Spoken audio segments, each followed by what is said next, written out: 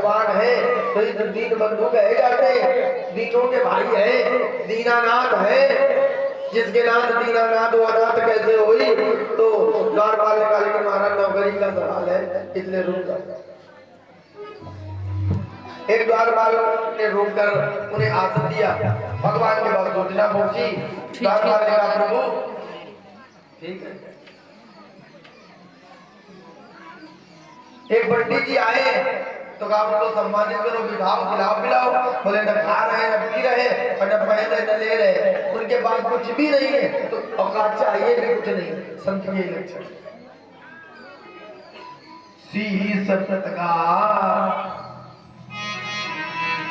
न झगा तन में प्रभु जाने बसे के नाम।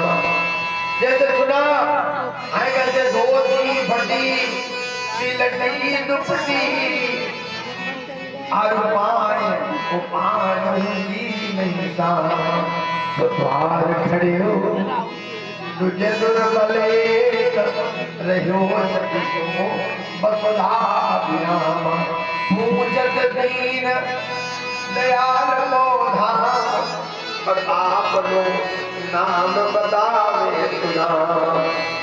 भगवान सिंहासन से कूदे और दौड़े दौड़े चले आ रहे हैं जैसे कोई बहुत श्रेष्ठतम राजा आ गया हो।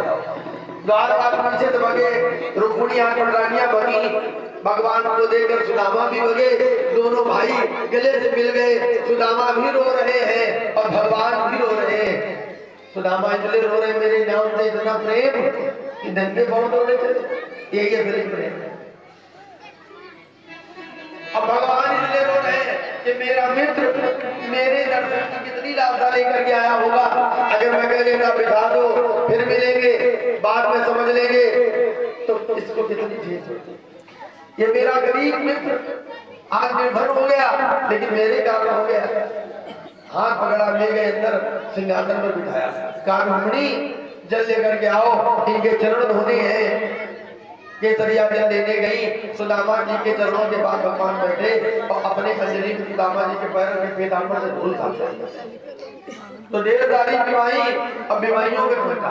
अब आप कल्पना करो दर्द की सीमा हो सकती। आप लोगों में किसी की बीमारी गई है? जिसके गई होगी चलना नहीं आया हो। फिर बीमारी में काटा। अब वो सुदामा जी सोचो जरा, कहने को कि प्राण में बीमारी थी कांटे लगे थे, इस सरल सुनने में सरल है लेकिन अगर बीमारी गई हो तो दर्द महसूस हो और फिर उसमें कांटा चुभाओ और फिर यात्रा हुई हो। कल्पना करिए आपने। वह भूल झाड़ते जाते